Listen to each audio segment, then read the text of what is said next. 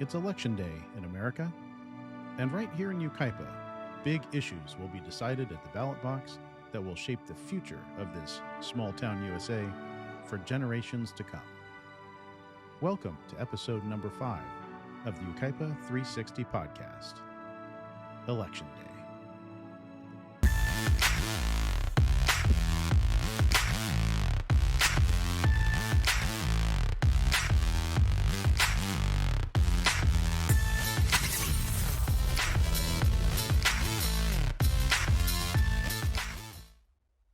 Welcome to Yucaipa 360, episode number 5. It is Election Day, a big day for our nation, and right here in the city of Yucaipa as well. Nationally, you may have heard there's a presidential race going on right now. Also, a couple of U.S. Senate seats and House of Representative seats. At the state level, we've got state Senate seats. You may have heard state Assembly seats up this year as well, and a number of statewide propositions. And right here in Yucaipa, we have 2 city council contests. We have a recall on the ballot, and we have a sales tax measure, Measure S. So it is a much larger election cycle than usual for us here in Yucaipa. But the focus of this episode is not the specifics of what's on the ballot this year. It is to break down the election process itself. And to help us do that, from the political viewpoint, from the perspective of a candidate and an elected official, we are honored to have with us State Assembly Member Greg Wallis. Greg represents the 47th District in the State Assembly, and that includes the city of Yucaipa. Welcome, Greg. Thanks, Chris. Appreciate you having me on. Happy to be here in Yucaipa. Very, very happy to have you. And to help us walk through the process from the government side of the equation, we have Yucaipa City Clerk Anna Sauseda, who serves as the city's election official. Welcome, Anna. Thank you. Happy to be here. Yeah.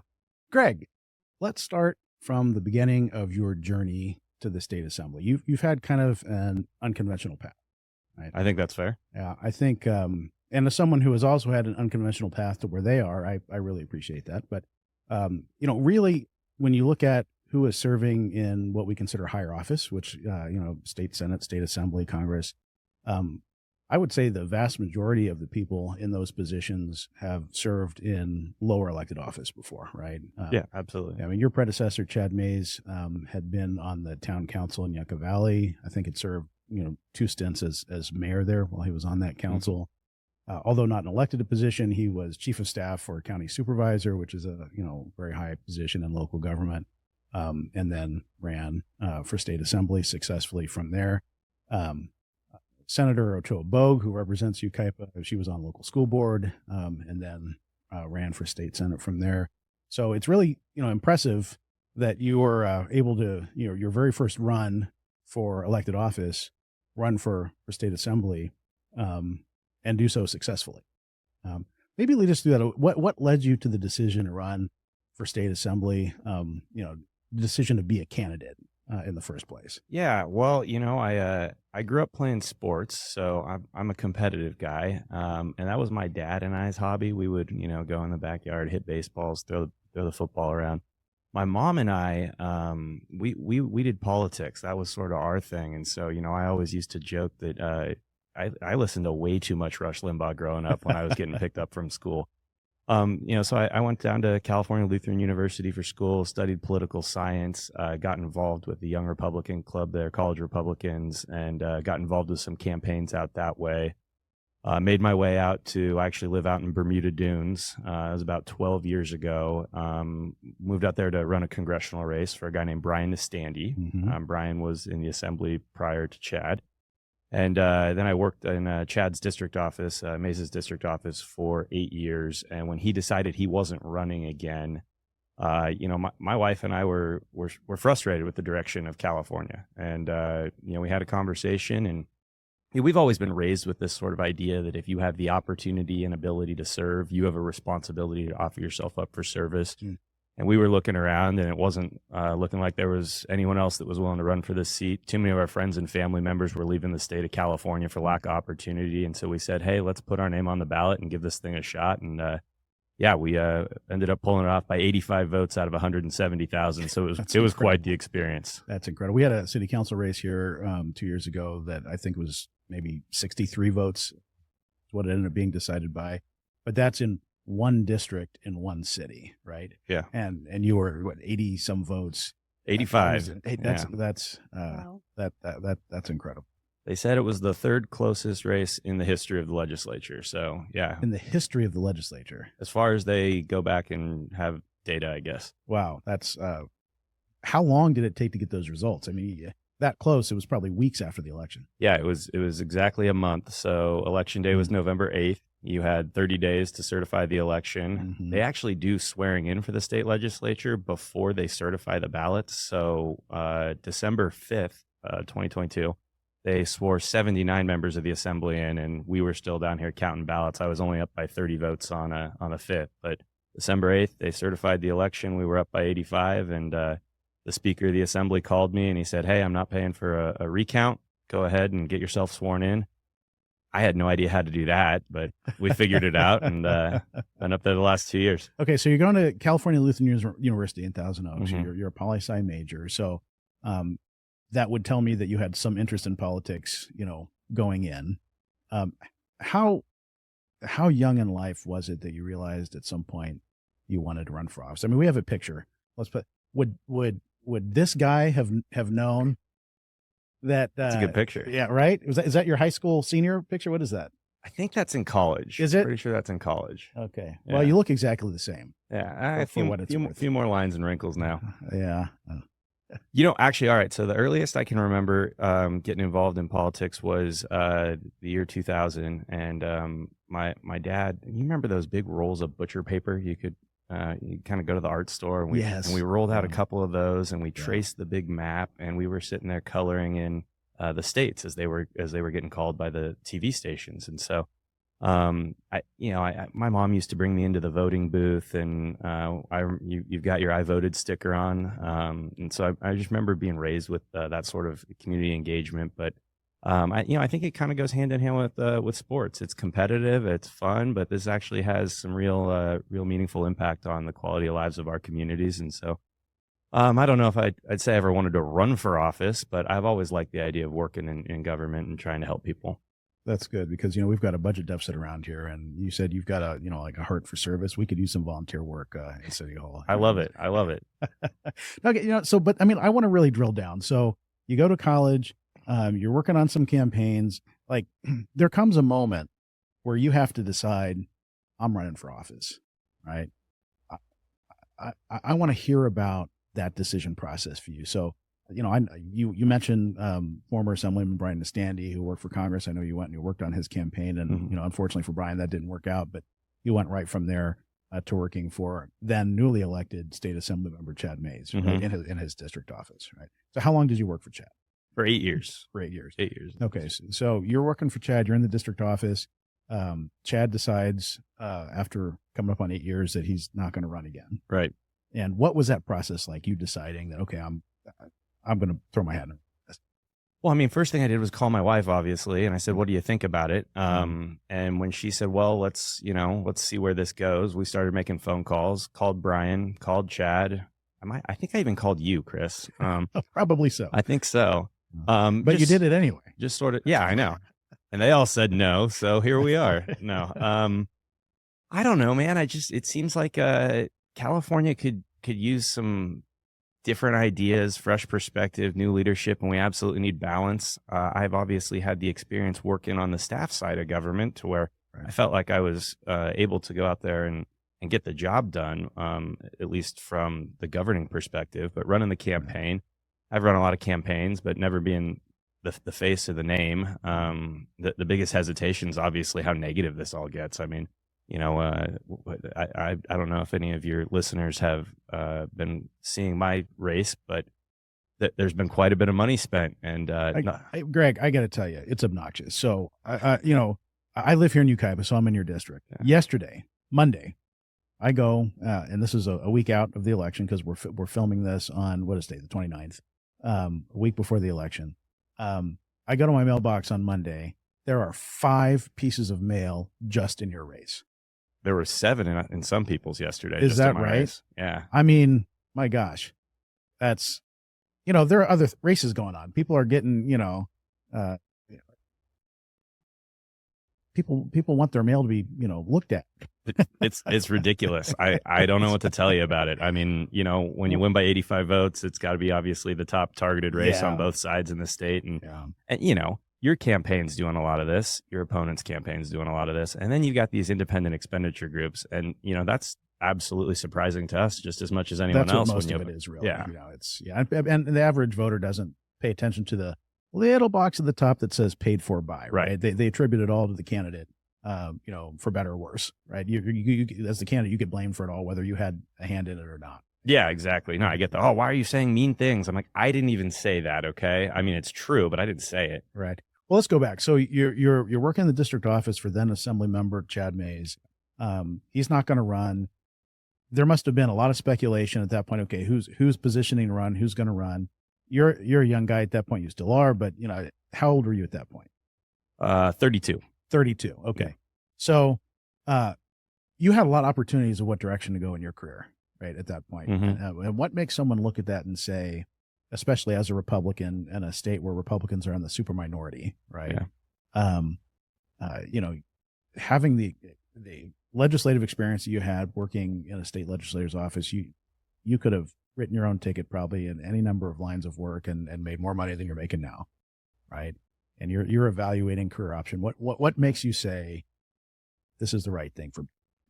I mean, for us, really, it was, and I'll tell you, our really good friends, Michael and Clarice Bozick, my wife and I, absolutely love them. And they decided they were moving out of the state. They were moving to Scottsdale, Arizona, just because California was going too far in one direction. There was a lack of opportunity. They just had their first kid. Baby number 2 was on the way, and they just didn't envision a future in California, being able to raise the family the way they want to. And we just felt that, my wife and I really just felt that was such a shame, because we love this state, absolutely love California. There's no place I would rather live in the entire world than right here. And I think a lot of people feel that way.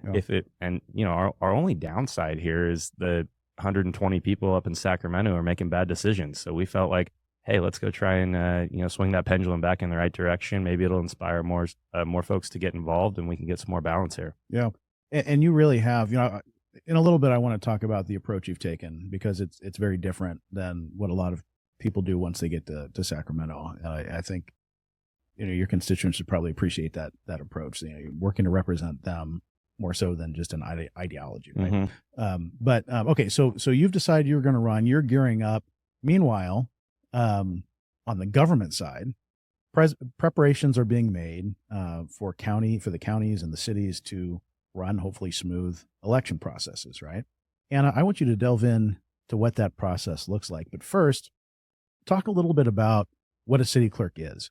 So here in Yucaipa, you're the city clerk, but that's just one of the hats that you wear, right? You're also the director of general services. General services includes IT, solid waste, our mobile home rent stabilization program, and other duties, including the office of the city clerk. But let's focus on those clerk functions. As a city clerk, what are your major responsibilities? So I'm the elections official for the city. I'm responsible for public records requests. I'm responsible for just ensuring transparency for the city, making sure that our residents have access to all of our records, all of our historical documents, agendas for city council, things like that. Okay. All right. How did you get to be where? How did you become the city clerk? What does that career path look like? So I started working in customer service for the city of Colton, and didn't really know what the city clerk's office did, but I was, I think, 9.5 years into customer service. And what year did you start? 2006. Okay, so you've been in local government a long time. Yeah, Yeah, a long time. So, I had decided it was 9.5 years, and I decided that I needed something different. I didn't want to do customer service for the rest of my life. And there was a position that opened up in the city clerk's office in the city of Colton, and I went for it. It was an office specialist position, and the moment I got there, I just kind of fell in love with the city clerk's office and everything that they did, and their interactions with the city council and working with the city manager, and just seeing everything, all the behind the scenes. It really spoke to me. And so, I just kind of started learning and working my way up, and here I am. Wow, fantastic. So is one of the requirements to be a city clerk that at least once in a while your birthday falls on election day? We like to embarrass people. We have a birthday photo of you Oh, here. geez. This is Anna at one of her past birthdays. So yeah, you're this episode airs or drops on election day, November 5th, which is your birthday. So happy birthday. Thank Happy you. birthday. Thank you. Are you wearing that outfit? I will wear this outfit. I'm sure the voters will appreciate this. Yes. Hard to miss anyway. So, ordinarily I'd ask, if your husband's planning something nice for you for your birthday, but I know you well enough to know that you would much rather be planning something with Brett Favre or Aaron Rodgers. For those of you who don't know, Anna is a huge Green Bay Packers fan. I mean, really to ridiculous levels. In fact, if you were to ever go into Anna's office here at City Hall, you look around and there are no pictures of her husband, her children, but let's look at one picture of Anna's office here. This is a wall in Anna's office. Brett Favre on the left, Aaron Rodgers on the right. No pictures of family, no husband. She has 2 sons. No signs of them there. Let's look at another picture here. Okay, so here's a 2-sided frame. On the left is Anna, just Anna, no family. At Lambeau Field, by the way. Right, okay. Touching the grass at Lambeau Field. And then Brett Favre and Aaron Rodgers. No family. The only other picture frame in her office, let's take a look at that. What in the world is this? This is just, I think this is the picture that came with the frame. It is the picture that came with the frame. I have not gotten around to swapping out the picture. Okay, well. Is it going to be Jordan Love? Definitely not. Absolutely not. I have not jumped on the Jordan Love bandwagon yet. Yeah, I'm not sure what to make of all this, but let's get back to your official role as the elections official. Yeah. Give us an overview from the government side, from the city clerk's office side and or a county registrar's office side, what that process looks like, from start to finish, from advertising for candidates to run to certification of the election on the end. Yeah, so we work closely with the county registrar's office. The county registrar, San Bernardino County Registrar, they run the election primarily. We here in Yucaipa, me as the city clerk, I'm facilitating the process for the candidates. So very early on in the year, I would say maybe February or so, I start looking at all the different, resolutions we have to call for the election. We have to adopt a resolution where we consolidate or request that the county consolidates. We adopt a resolution setting requirements for candidate statements. Those are the 3 things that you do initially to just kind of start the process. Once those get adopted, you send those to the registrar's office. That lets them know that, hey, we're having an election here in Yucaipa. We'd like to work with you. And that really just kind of kicks off the process. Once you take care of those resolutions, it's really just a matter of following the elections code. There's very specific dates when you need to publish. You have to publish in certain languages. You have to run it, X amount of times in the newspaper of general circulation. So just very specific things that's outlined in the elections code that you have to follow. So once we publish the notices, there's a nomination period that opens up that happens in July. The nomination period started July 15th. It goes into August. Depending on whether incumbents run or not, it may get extended. And during this nomination period, that's when the candidates come in, they meet with me, I issue them their paperwork. Essentially it's them letting us know that they're signing up, that they want to run for office. And from the candidate side, running for state office, I guess you do that at the county registrar. Do you have to go to, your district is in more than one county. Yeah. Do you have to go to both registrars?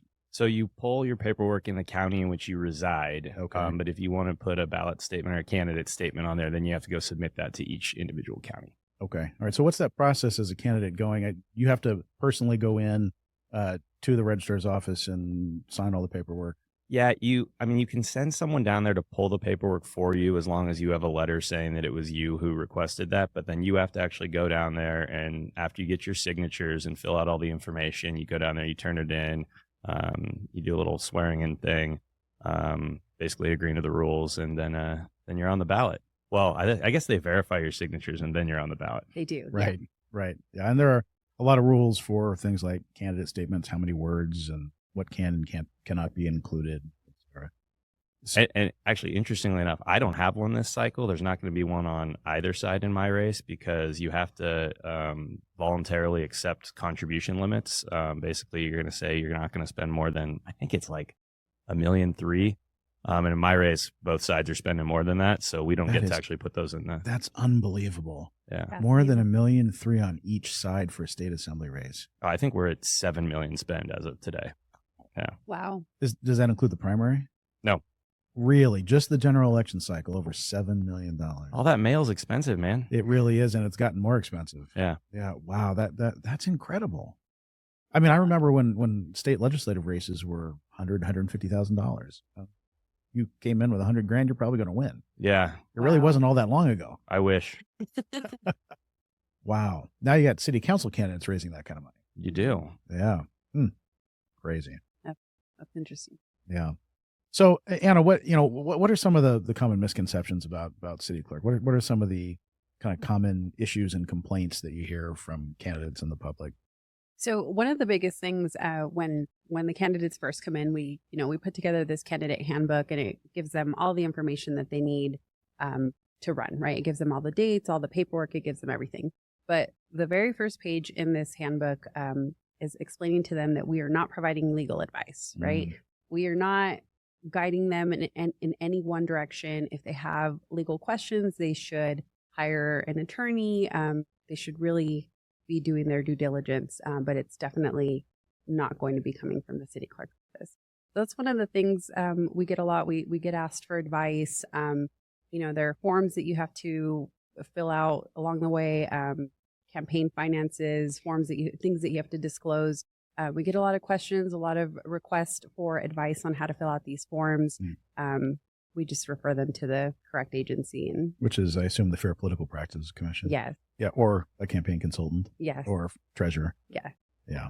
Absolutely. But that's probably one of the bigger ones, is just asking for, advice on how to fill that out. Or Do you get a lot of pushback? Because, I mean, one of the things you have to do is make sure you're enforcing the election code in a lot of different ways. But, specific to filing, the election code specifies what can and cannot be included in ballot designations, which is, the title that someone can use under their name on the ballot and in candidate statements. And I bet you get a lot of, when you have to tell someone, no, this doesn't meet the requirements, I bet you get a lot of pushback. Yeah, definitely. We had one candidate this cycle where, we had to push back a little bit, but really you just refer back to the elections code. It's pretty specific. It's up for interpretation. It's, my take on how I'm reading your ballot designation. Usually we can talk through it with the candidates, though, and we can come to an understanding. And if someone disagrees with your interpretation, what's the remedy? They have to file a writ. They have to challenge me. They have to, ultimately it's my decision, and they would have to challenge me. Okay. All right. So Greg, you've decided you're going to run, you go, you pull papers. Let's talk about the campaign process. I mean, and specifically, what was your experience in the campaign process? You're first time running for office. You've worked in campaigns before, but now you're the candidate. It's got to be a very different feeling. Very different. Right. What was that process from the time that you pulled papers and you filed and you head out the gate? What happened? Yeah, I mean, the first thing you want to do is go and line up a bunch of endorsements, supporters, other people in the community who are well known. When you look at an assembly district, the 47th, we have 14 cities. We go from, La Quinta to Yucaipa. We actually go into East Redlands, up into Yucca Valley, down into East Hemet. And so you want to make sure you're reaching out to sort of I view my district more in quadrants, but all areas of the district. Get people who are on local elected councils, school boards, water boards, things like that, to lend their name to your campaign. You got to build this team, if you will. We talked about this a little bit earlier. Money, obviously, it's very expensive. There are campaign contribution limits. So when you're raising money with, I think it was $4,700 was the contribution limit when I first ran. And you got to raise a couple $1 million, $4,700 at a time, and you're not going to get that from everyone. A lot of times it's $100 here, $250 there. Right. You spend a lot of time on the phones, calling people, putting events together. You got to hire all the people we just talked about. That you need a treasurer to make sure you're legally in compliance with all the finance stuff. You got to have a consultant, get your website up there. build your platform and go out there and bring that to the voters and your future voters. So it is a 24/7 sort of job. I bet. And, I'm sure your experience in this cycle must have been very different from 2 years ago when you first ran, because now you're running as an incumbent. You have established relationships in Sacramento, a voting record. They call the third house, which is, the different groups that, represent different industries in Sacramento that, supply a lot of campaign cash. But when you're not incumbent, how hard is it to convince people that, like, you've got an incumbent who's not running for reelection. You got probably a field of at least a half dozen or so very interested candidates who are going to run. How do you convince people that you're the one that they need to support? Typically you outraise them, right? Right. That speaks volumes. I remember the first week after decided running, I was just on the phone calling everyone I knew, friends, family, whoever actually really likes you. Yeah. And That didn't take very long, did it? Yeah. We raised $100,000 in the first week, which I think was, that was pretty significant. $100,000 in a week. Yeah. That's good. And it was from a lot of folks who'd never made a political contribution in their life. Right. And, Really? and I think you find that often with first time candidates. Mm. You're not going to be able to tap into sort of the typical donors and the folks who normally fund these races. You're just going to your friends, family, neighbors, people, and saying, hey, I think I can do this job. I know that we have a shared vision for the future of this state. Would you be willing to invest in this, invest in me? And you'll be surprised how many people say yes, and then they have no idea how to do it because they've never written a check like that before. But Wow. So you start raising money. Yeah. At what point do you start putting the team together? You got to go find someone to be your general campaign consultant, someone who's going to write the mail and help you lay out strategy. And, you got to find someone who's going to be a campaign manager on the ground and help you, organize the ground game. And what is that process like? Yeah, so that was probably our first 2 weeks. We wanted to kind of have that team put together for a state legislative race anyway. You also need to convince the state party that you're the candidate to be that party's nominee. And so the first thing they're going to ask you, whether it's the Democratic Party or the Republican Party, they're going to say, hey, who's your team, right? We want to make sure you're working with serious people. Who's your general consultant? Who's your treasurer? Who's going to be running the ground program, the field operations? So you got to get that done right away. There's, a handful of consultants throughout the state that we, had them submit proposals, did interviews via Zoom, and ended up working with a guy that we've known for a long time, had a good relationship with him from the Brian Estandi campaign, actually. Mm-hmm. So we got Dwayne on board and went and met with, at the time, I think the Republican leader of the Assembly was Marie Waldron. Drove out to her district down in San Diego, had to sit down with Marie, kind of laid out our campaign plans and how we thought we could get it done. And then, the next step is you want to go get your county and state party endorsement. So you go to both, because I have two counties, you have to go to Riverside County and then San Bernardino County, and you go interview with their central committees. And if you get their endorsements, then you're eligible for the state party endorsement, which is, really important in a primary, Sure. Especially with an open seat like this, where really, like you said, anyone could jump in. That was important for us too. And as you're making the rounds with these meetings and phone calls, are you hearing just over and over again, we'll see how much money you raise? Yep, that's pretty much what they say. Yeah. I remember when Chad Mays ran the first time. He was chief of staff or county supervisor at that time. And he had to, for most of the campaign up until I think the very end, he had to continue working his full-time job. He couldn't take a leave of absence for a year, Right. So he was getting flack because the district has, what you said, 14 cities in it, right? Mm-hmm. So he was getting some criticism for not showing up to every event in every city.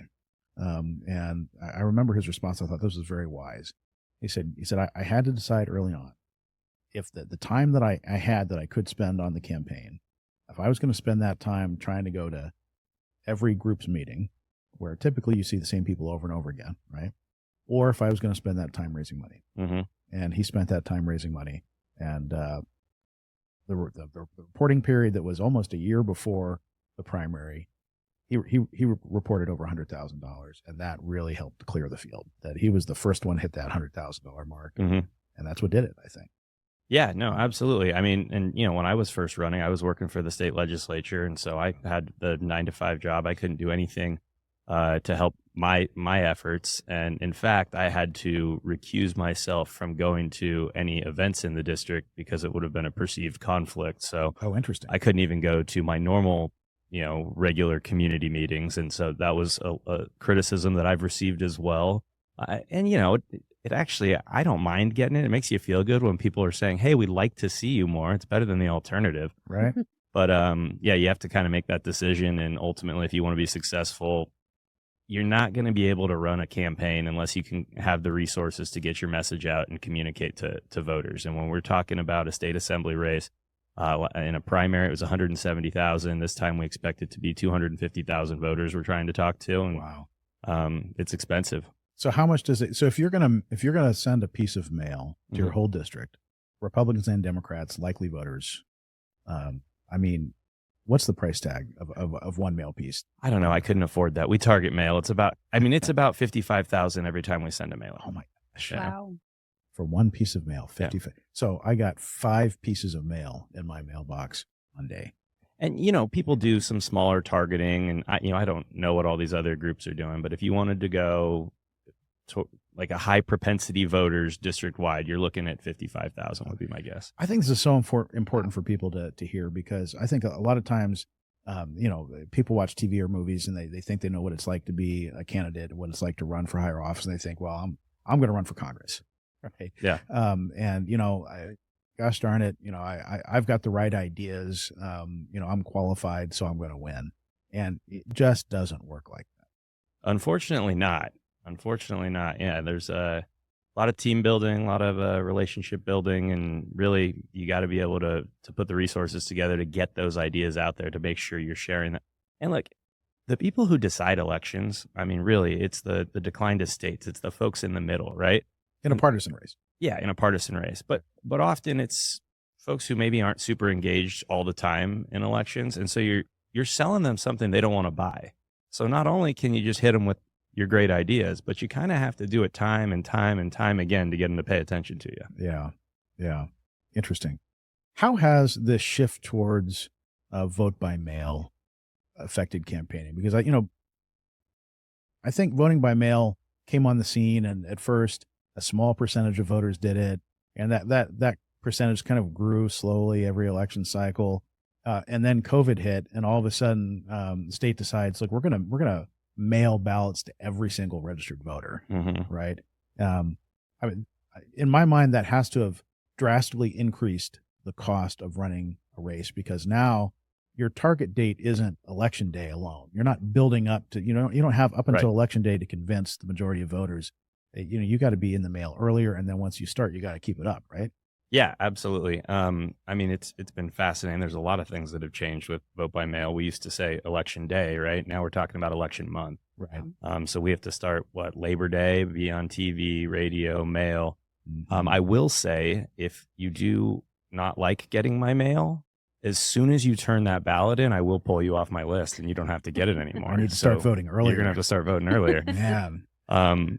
But yeah, no, absolutely. That's correct. One of the things that was fascinating for us last cycle that I had no idea about was the after the election, ballot curing. I had never even heard of ballot curing. This ballot is a new curing. one for me. So basically what happens is, if the signature on your ballot that you turn back in on that little envelope doesn't match the signature that's on file, they put your ballot to the side. And, I used to think, oh my gosh, that's ridiculous. We shouldn't do things that way. If the signature doesn't match, that's not a real ballot. But when we switched to this all vote by mail ballot election, we had people who hadn't updated their signature with the county registrar of voters or with the DMV in decades. And so there were probably 2,000 ballots that needed curing in my race after the election. And so what happens is the county registrar of voters will go out and send you a cure form. It's an affidavit saying, yes, I attest that was me who submitted my ballot. And then they'll take that signature and they'll check the signature on the ballot, and they'll go, oh, okay, those match up. We can process this ballot and go ahead and process it. So we cured 600 ballots in my race. I won by 85 votes. We had teams of 50 people on the ground every day from November 8th to December 8th, knocking on doors. We were adding people on Instagram, LinkedIn. I remember one story. We had a volunteer who convinced a high school security officer to drive her to a teacher's classroom to get the ballot cured. The first door I knocked on, and again, I'm skeptical of this whole thing. I hadn't done this before. I hadn't even heard of it. Mhm. First door I knock on, nice lady opens the door and she goes, "Oh, you're Greg Wallis." And I'm like, "Yeah." And she goes, "I voted for you." I'm like, "Well, that's why I'm here. I actually need you to sign this piece of paper that says it was you who voted." Wow. And she's like, "Well, I wanted to understand more about it." And, sure enough, there was a health condition that she had recently developed. Her signature had gotten shakier, but it really was her who voted. So help me understand this. So 600 ballots that need to be cured, Yeah. right? The registrar just hands those names over to you, over to each campaign, or how do you get that list of? Yeah. You reach out to the registrars. And the registrar doesn't do the reaching out. You have to do it? So they will send you something in the mail, Mhm. just to the voter directly. Okay. But it doesn't, I mean, man, we've been hitting you with campaign mail for a month and a half now. Right. People don't want to see Yeah, this stuff. I'm sorry, Greg. I'm ignoring your mail at this point. Yeah, no, that's okay. I get it. I get it. I'm sure a lot of people are. But they'll send you something, and it's sort of just like a benign government envelope. And you've already voted, so you're not necessarily going to be looking for some sort of confirmation receipt. Now, you can go check online at either county, the Registrar of Voters, or the Secretary of State's website to make sure that your ballot was counted. Okay. I got an email today saying yeah. we received your ballot. Yeah, but not everybody does that. Okay. And so anyway, they'll send you something in the mail, and it'll have that affidavit in it. Now, if that doesn't get turned back in, the campaigns can go to the registrars, get the list, and then we can actually go to your house, knock on the door, and bring another copy of that affidavit and get it signed for you. Interesting. And then you just deliver it to the registrar. Yeah. Fascinating. I bet most people have no clue about this. Do people's signatures really change that much over time? Oh, yeah. Really? Interesting. So, Anna, from the city clerk side, how has the drastic increase in vote by mail affected operations for the city clerk's office and for registrars? I can't speak for the registrar. Just kind of looking at their numbers and their percentages, I know that there was a big spike, obviously during COVID. It's declined a little bit in the last election, and so we'll see how the numbers turn out this time around. I don't know. I think voting by mail is interesting. I think a lot of people are kind of they don't really trust the process, and so it's interesting to me to see what those numbers look like. The turnout actually ends up being just because people don't trust the process. That's true. A lot of people are very worried about voter fraud now, and it's interesting. It used to be that Republicans voted by mail in higher numbers than Democrats, and I feel like that may have shifted in the last few years. That I feel like Republicans are now wanting to walk those ballots in and hand deliver them because they're not trusting the system. They're not trusting the post office, or they're just afraid that there's too much opportunity for fraud. Yeah, I had a resident that I spoke to just a couple weeks ago, and she mentioned she had received her ballot, but she very specifically wants to vote on election day. She wants to vote at the polling place, but she wouldn't even open her ballot. Like, she didn't want to touch it because she just said, I don't want to open this thing. And then now all of a sudden they're saying, well, you can't have another ballot because you opened this one. So she was very just, untrusting of the process. And so interesting. It's very interesting. All right. So you're sending mail, you're campaigning.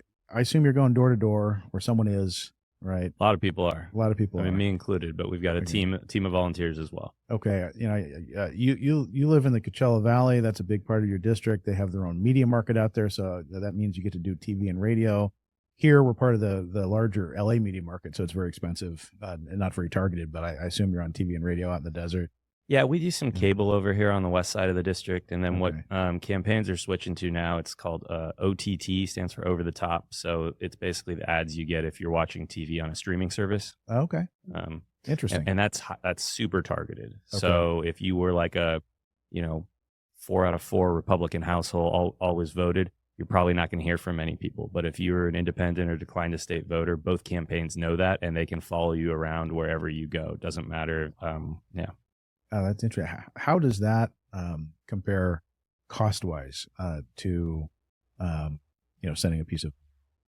It's very affordable. It's a good way to do it, but the problem is, we don't always know that people are paying attention to it, right? I don't know how often you're paying attention to the ads when you're watching TV, but a lot of people. I watch sports, so I get up and I walk out of the room. Right. Yeah.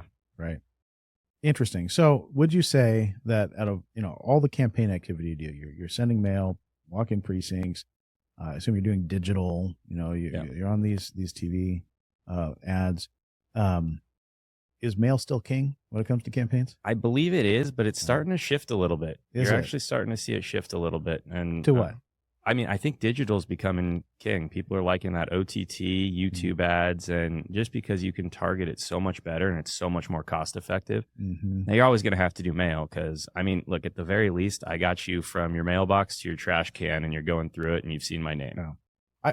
I really read like the first, I don't know, 24 mailers I received in your race, and then it just got to be a bit much. So I mean, I think we have people who actually will go through the post office trash bins and see what landed, and I think we've seen over 70 in my race. Over 70 pieces of mail at about 50,000 or so a piece, maybe. I mean, I think some of them are more targeted universes, close, but nothing's going to be less than 30,000, 35,000. Incredible. So of the, I don't know, what'd you say, 7 million or so that's been on this race, what percentage of that would you say would be just mail?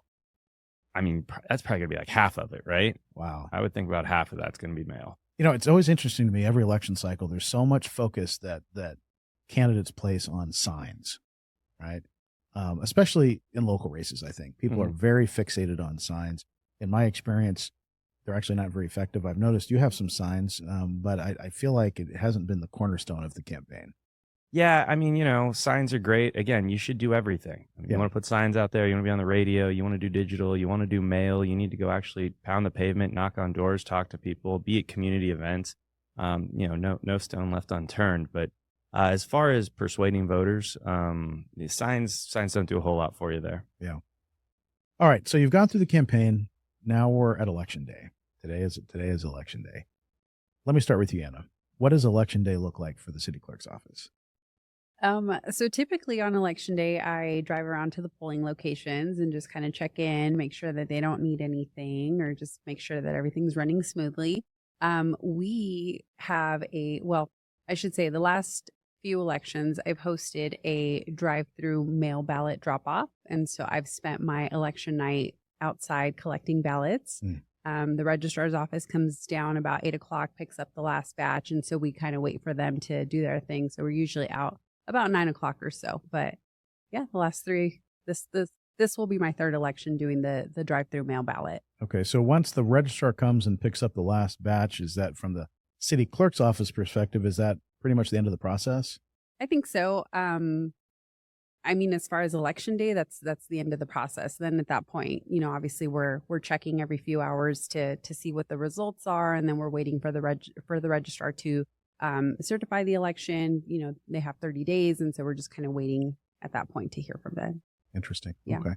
So from the candidate's perspective, it's election day. As an incumbent in the state assembly or in Congress, you have 2-year cycles. You're just probably perpetually campaigning, right? There's a little bit of that. It clearly ramps up as you get closer. But as a first-time candidate, the first time you ran, from the time you first started to election day, how long of a period of time was that? Was that a full year? Was it less than a year? Probably about 8 months, I want to say. 8 months. That's okay. So, and I have to assume that pretty quickly that dominates your life. Yeah, it does. Absolutely. Okay. So you've been working at this, throwing your heart and soul into this thing for 8 months, and now the day is here. What is that day like for a candidate?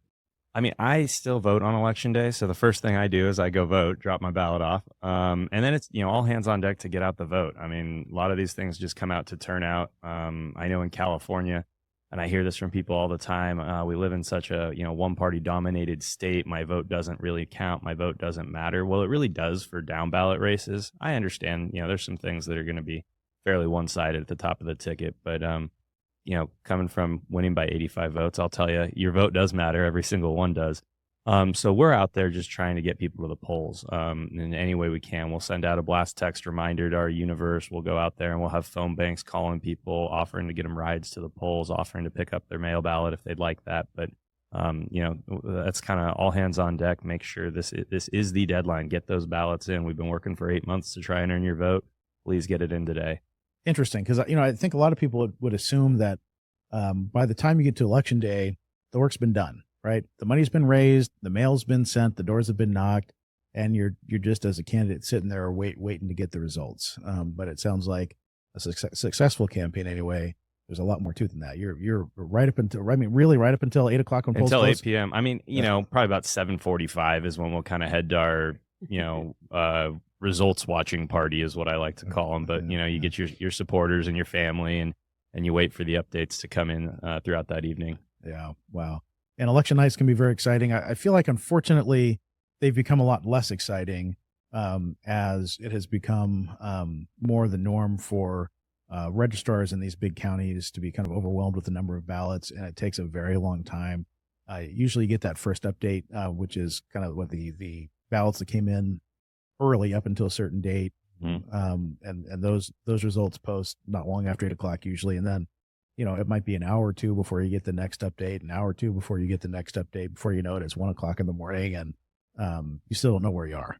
So, you know, we have access to the data through like PDI or GOP Data Center, whatever it is, that tells you sort of the partisan breakdown of the ballots that are coming in. Oh. And so, for example, when the first results came in November of 2022, I was down probably 10,000 votes, and I was ecstatic. Down 10,000 votes, and you were excited. Yeah, because I knew that there were 13,000 more Democrat ballots that had been submitted, and that was the early count. And so we were sitting there going, we're actually going to have a chance at this thing. Now, everyone in the room with me, you know, all my supporters and family, I think they're like, he's just lost it, right? The guy's gone delusional.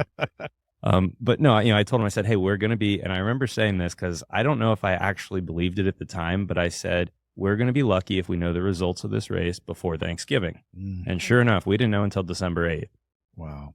So yeah, election night's, you know, less exciting, but yeah, fun to watch all month, I guess. So between election day certification, when you know for sure, what are you doing? You're ballot curing. You're curing, but I mean, is that a full-time job? It's a full-time job. Really? Yeah. We had about 50 people out there every day, and we 50 give them people ballot curing. Yeah, but I mean, it could take you 8 hours. It could take you a couple of days to just get one of these forms signed. I mean, you're essentially like chasing a stranger around who you've never met in your life, trying to get them to open the door and sign this piece of paper to make sure their ballot counts. Wow. Yeah. Wow. That's pretty intense. So you go through all this, you're battling it out for 8 months the first time. The 47th Assembly District is pretty tight registration wise, right? Yeah, I think Democrats have a 6% registration advantage. Wow. So you had to overcome a 6-point registration disadvantage. It was 7 last time. So, it's gotten better. Really? Yeah. Huh. Interesting. Yeah. Why is that? I don't know. The entire state of California. Really? Yeah. Interesting. Everything's trending that way. Interesting. Been a long time since that's been the case. A long time. Yeah, I don't think we ever saw that when I worked for Chad Mays. I mean, I can't. Ever since I've been, you know, involved in government and politics, it's gone the other way. So that's interesting. So you get to the end, you get to the finish line, and then this happens. Let's put a picture up right there. I was there that day. If you're involved in politics long enough, eventually you're going to have a friend or two that gets elected to office and sometimes higher office. And when that happens, you're very happy and you're very proud. And I'm very proud of you, Greg, not just for getting elected, but for the way that you approach the job, which is, in my view, one of a statesman, more so than a politician. You have a reputation for trying to actually get things. I think when people get elected to the state legislature, they have a decision they have to make on the kind of legislator they're going to be. I have seen legislators that take one of two paths. One is, I'm going to be an ideologue. I'm going to be a hero to my party base, but I know that means I'm not going to get anything done. Right. Yeah. As a member of the minority party. Yeah, absolutely. Right. The other path is, I'm going to hold true to my values, but where I can, I'm going to work with the other side. I'm going to reach across the aisle, and I know that's going to make me unpopular with some of the diehards in my party, but I'm here to actually try to get something done. I think that's the approach you've taken. Yeah, I mean, no, and I remember I was talking to some of our local TV outlets after swearing in, and you know, the reality is you're elected to represent Republicans, Democrats, and independents, and all 500,000 people who make up the 47th Assembly District. That's the job. So just because you've got, an R or a D behind your name, doesn't mean that that's the only people who you're responsible for making sure their voice is heard. And so, when I went up to Sacramento, the first thing I did was join the Problem Solvers Caucus. I think that, good government and a lot of the areas we work in at the state level doesn't really know partisanship. I mean, what's that old saying? Like, there's no Republican or Democrat way to fill a pothole. Right. So that's the approach I've tried to take. I hope I hope my constituents appreciate it. I know I've heard from a few who would prefer me to be more ideological, but well, look, I'm really proud of you. You and I go pretty far back. Actually, I was thinking about it the other day. 2011 is when we met, so that's 13 years. We've done a lot during that time. I'd like to put up a couple pictures because again, we like to embarrass people here, but I have to warn you, these pictures get more embarrassing as we go along. So okay. So let's start with the first picture here. This is 2013. This is some political event. It was a Gatsby themed dinner, and there's you and in pink there your wife Des and some friends at that event, and that was me pre-beard. And I don't think this picture is all that shocking because I think your constituents probably expect that you're going to be going to lots of events like this.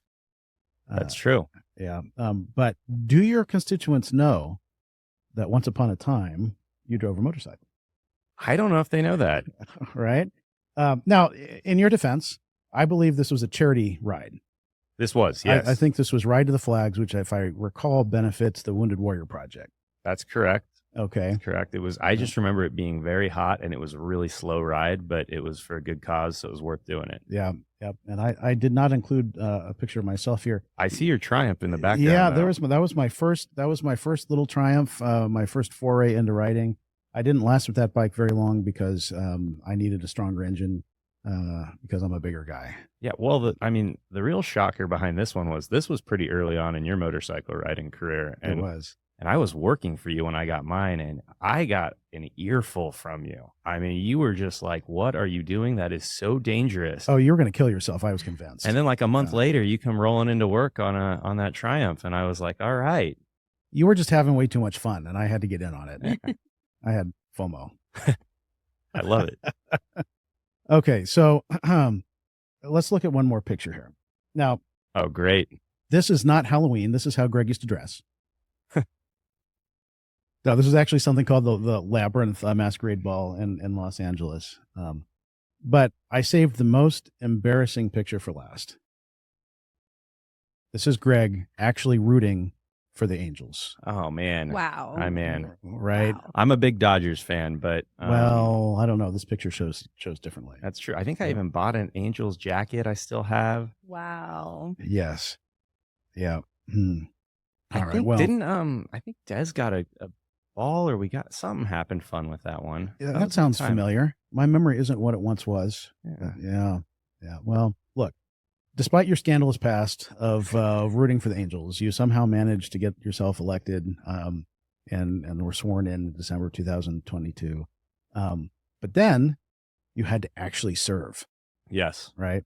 Which is something I think a lot of people don't stop to think about. I'm going to win this race, and they get elected and like, oh my gosh, I got to serve. There's a famous saying that's one of my favorites, that when someone first gets elected to higher office, whether it's the state legislature or Congress, they get up there and they're in the Capitol and they're looking around at all the members of Congress or the state legislature, and they're kind of in awe. Mm-hmm. And they say, man, how did I get it? Right. But then after they're for a little while, not that long, they start looking around and they say, how did they get here? I want to hear about what it was like for you.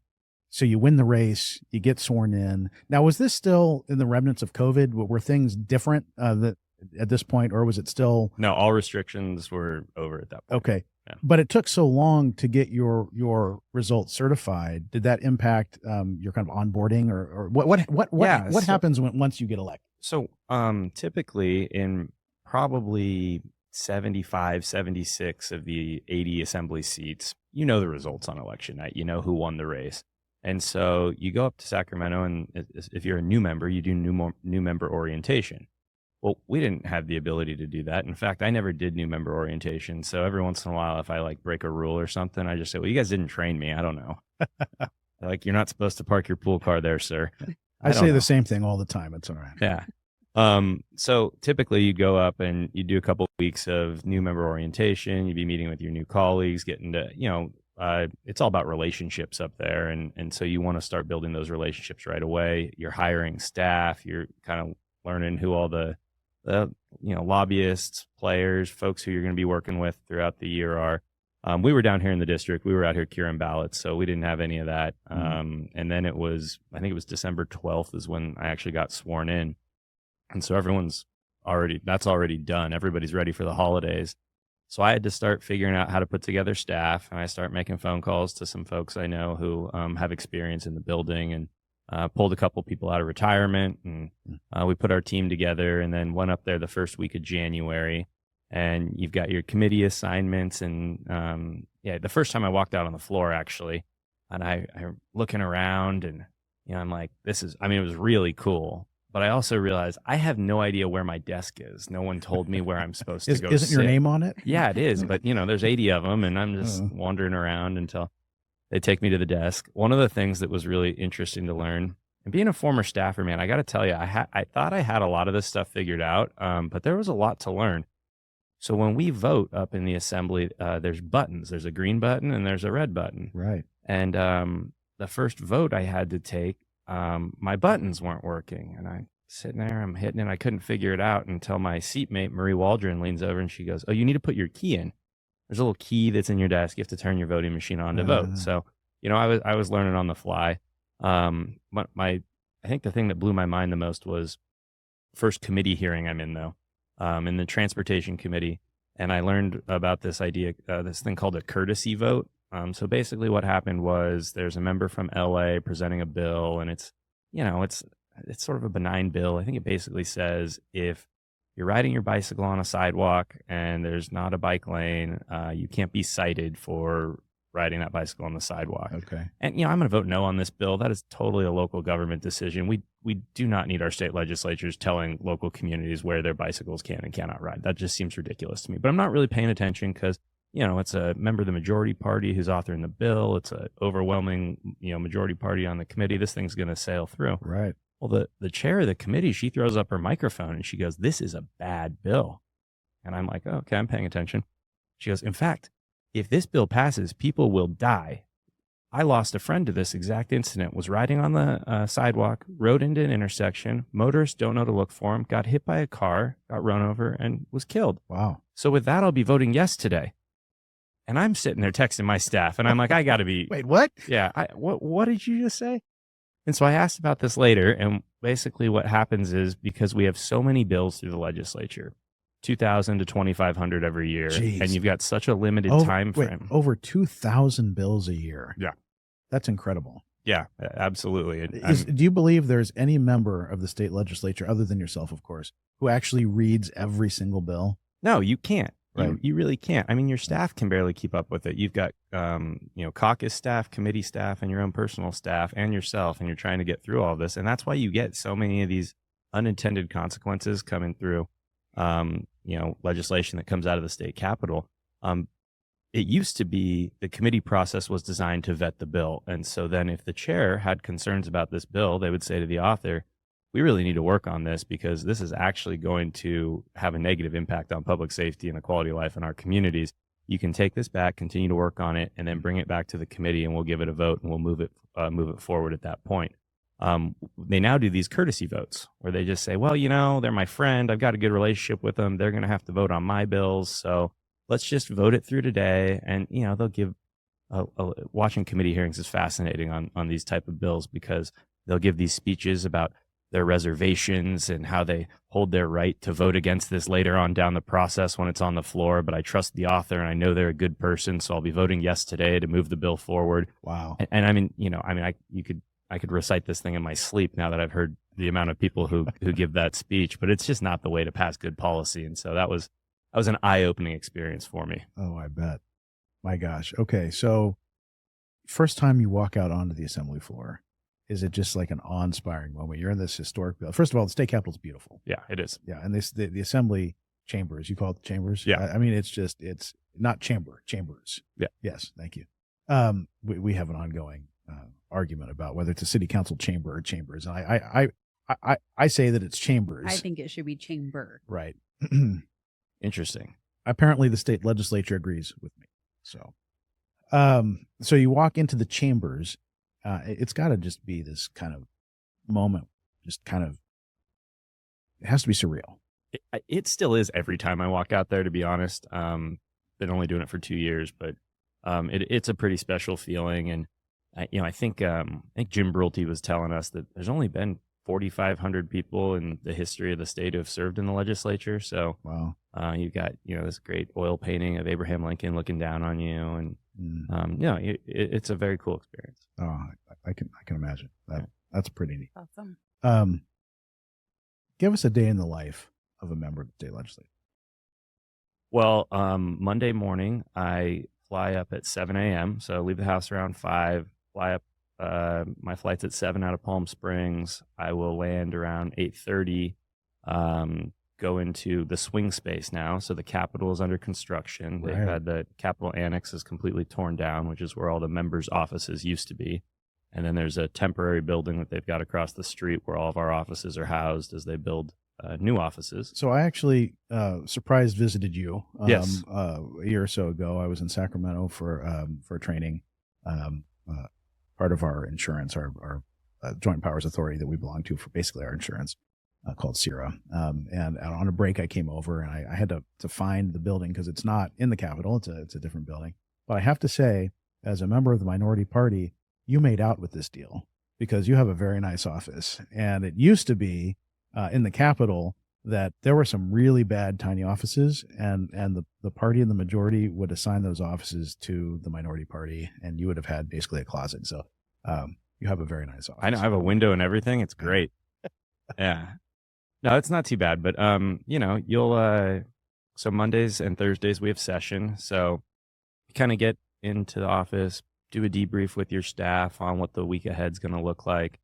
You'll have some meetings with stakeholders, and often it's a lobbyist and their clients, and they want to share some information on a bill. There's legislation that I would say overwhelmingly legislation is well-intentioned. But it's, like my background's in state government and campaigns.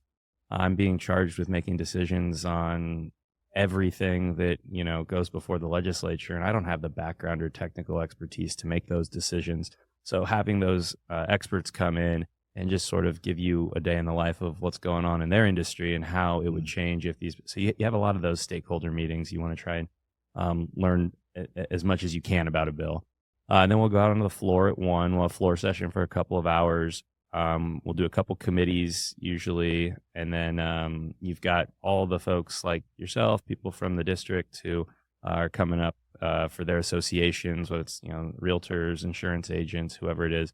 And they've got kind of their evening meetings. And so you try and get around to as many of those as possible. It's always my approach to say, if you made the trip to come up to Sacramento to see the legislature, you're going to see your legislator. Like, I'm going to make time and figure out a way to work you into my calendar. Oh, that's great. And so you basically do that Monday, Tuesday, Wednesday. On Tuesday and Wednesday, there's no floor session. It's just committee hearings all day.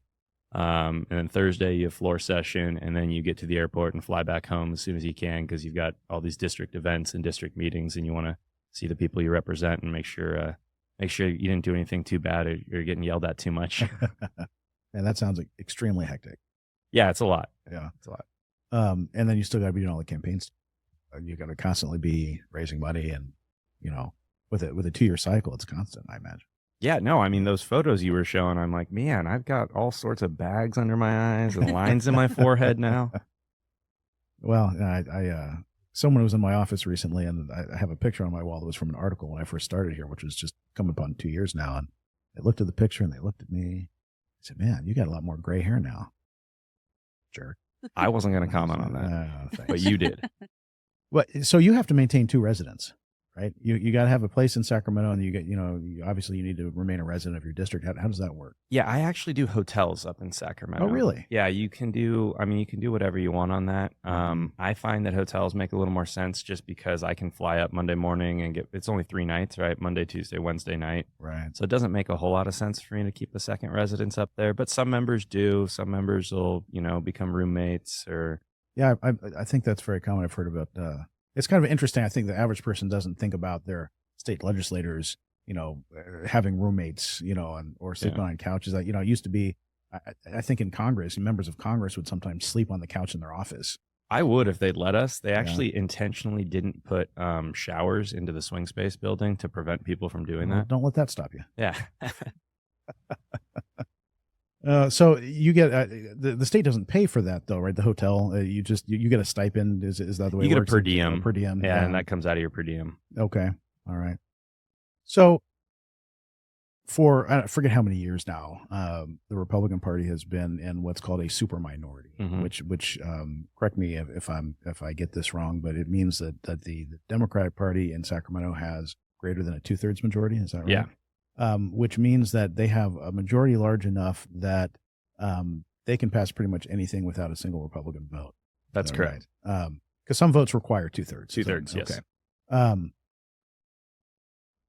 What's that experience like? Is that frustrating in that it's much harder to accomplish legislative goals, or is it also kind of freeing because you don't really have, you get to fight for the things that you believe in without the burden of actually governing, right? I mean, what is that experience like? Yeah, I mean, I think both sides are correct there. It's obviously extremely frustrating being in the super minority a majority of the time because you have conversations with members of the majority party off the floor, outside of the building, and you recognize that they know that these are bad ideas that we're passing, but there's no real opposition. There's not enough to stop it. And so what happens is, if you're in the majority party, you basically have to do what the speaker or the governor says. I remember when I first went up there 2 years ago, we had a special session on windfall profits from oil refiners, and the Democrat member from kind of Bakersfield, Central Valley area, she said that, this is a bad bill. It's only going to increase costs. I'm voting no. I'm voting with the Republicans.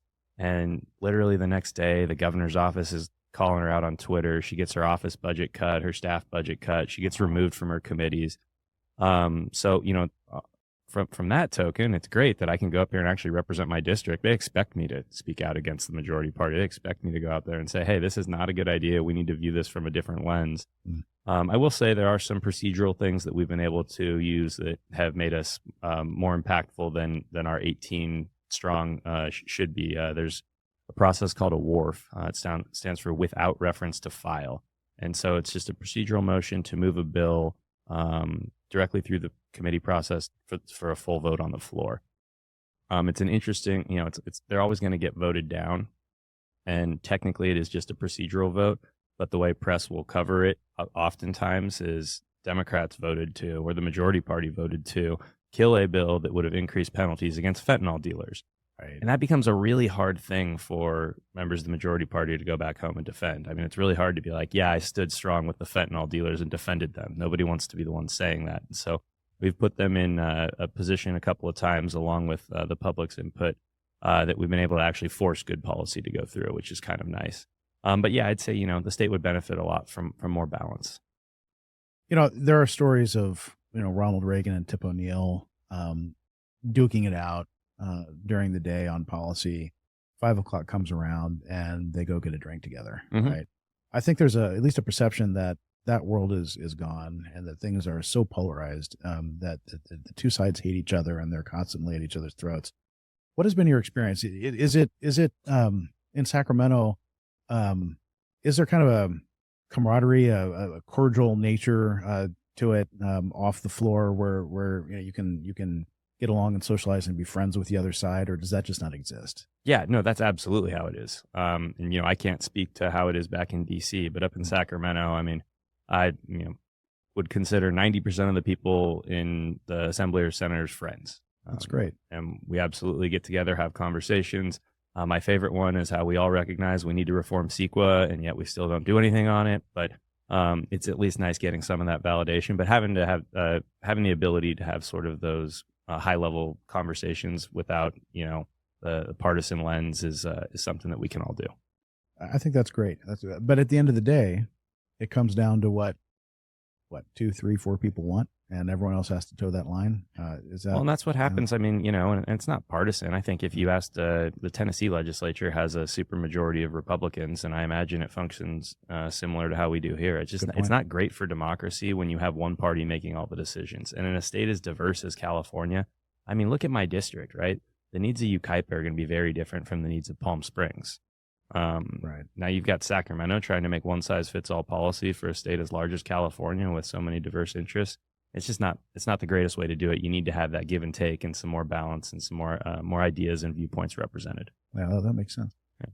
Yeah. Do you enjoy it? Oh yeah. Yeah? Yeah. You don't regret it? No, not at all. No, I think it's great. I mean, it is the honor of my lifetime to be able to go up and represent our community in Sacramento. I think, Yucaipa, believe it or not, is the largest city in the district. I know. And I know that you would know that as the city manager of Yucaipa. But when I get up to Sacramento, all I hear about is Palm Springs. Well, Palm Springs is the 5th largest city by population in the district. And so I have to explain to them, well, this is actually the west side of my district. You've got Yucaipa over here. And it's really cool getting to share that with other lawmakers and other decision makers in Sacramento, how our needs are going to not necessarily fit whatever works for LA. Yeah, that's great. Yeah.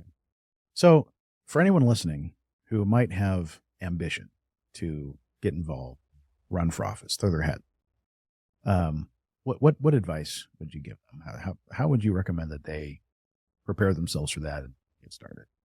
I mean, I think it's relationships. Build as many relationships as you can. Get as involved as you possibly can with your community, whether that's going to political events or just regular community events.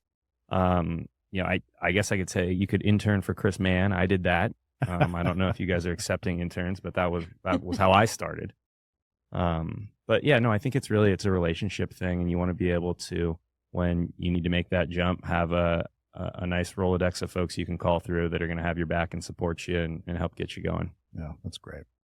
Well, we're going to wrap it up today, but the message I want people to hear is local elections really do matter, right? In fact, in many ways, local elections impact our lives more directly on a day-to-day basis than I think what people often pay attention to, which is what's going on nationally or, to a lesser extent, at the state level, but, our state and county and city special district elections, they really matter. So even if you're discouraged about, what your vote might mean on the national level, please make sure that your voice is heard by getting out and casting your vote. City Clerk Anna Sauseda, Assemblyman Greg Wallis, thank you so much for joining us today. Thank you. Episode number 6 will drop in 2 weeks on Tuesday, November 19th, which is the week before Thanksgiving. And at that time, we will all give thanks that the election cycle is over. Thank you for watching and listening to Yucaipa 360.